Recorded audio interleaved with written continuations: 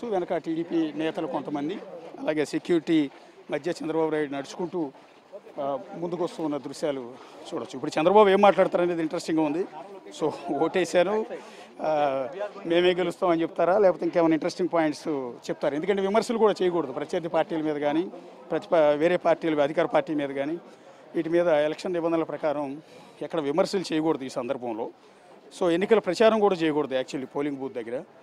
So polling booth లోపలికి వెళ్ళిన సందర్భంలో ఓటర్లతో పలకరించవచ్చా లేదా అన్నది పూర్తి స్థాయిలో క్లారిటీ లేదు. కాకపోతే ఆయన బయటికి నడుచుకుంటూ వస్తున్న సందర్భంలో ఓటర్లందరూ కూడా పలకరించడానికి మీద పడుతూ ఉన్నారు కాబట్టి వాళ్ళందరూ పలకరించానని చెప్పుకునే అవకాశం ఉంటుంది. బేసిక్గా అయితే ఎలక్షన్ క్యాంపెయిన్ లాంటిది ఏది కూడా ఈ పోలింగ్ బూత్ పరిసరాల్లో ఎక్కడా కూడా చేయకూడదు. అసలు ఎక్కడని కాదు, రాష్ట్రంలో ఎక్కడా కూడా చేయకూడదు నిజానికి.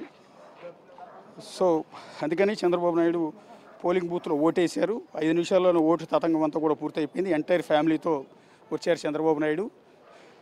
వచ్చి ఓటు వేసి బయటికి నడుచుకుంటూనే వస్తున్నారు. చాలా దూరం నడుస్తూ ఉన్నాం మేము పోలింగ్ బూత్ దగ్గర నుంచి బయట వరకు కూడా. అసలు వస్తున్న సందర్భంలో కొంతమంది ఓటర్లు రోడ్డు పక్కన నిలబడి ఆయన పలకరించే ప్రయత్నం చేస్తూ ఉన్నారు. సో అలా చాలా దూరం చంద్రబాబు నాయుడు నడుచుకుంటూనే వస్తూ ఉన్న దృశ్యాలన్నీ మీరు గమనించవచ్చు. వెనక బహుశా లోకేష్ అండ్ భువనేశ్వర్ బ్రాహ్మణి మాత్రం కొంత ఆలస్యం అయినట్టుంది. సో వాళ్ళు విజువల్ ఎక్కడ కూడా కనిపించట్లేదు. ప్రస్తుతం చంద్రబాబు అండ్ భువనేశ్వర్ మాత్రమే మనకి భార్యాభర్తలు ఇద్దరు లోపలికి వెళ్ళారు. ఓటు వేసి బయటకు వస్తున్న దృశ్యాలు మాత్రం మనకు కనిపిస్తూ ఉన్నాయి. సో ఇక్కడికి వచ్చి మాట్లాడేందుకు మీడియా పాయింట్ లాంటిది కూడా అరేంజ్ చేస్తూ ఉన్నారు.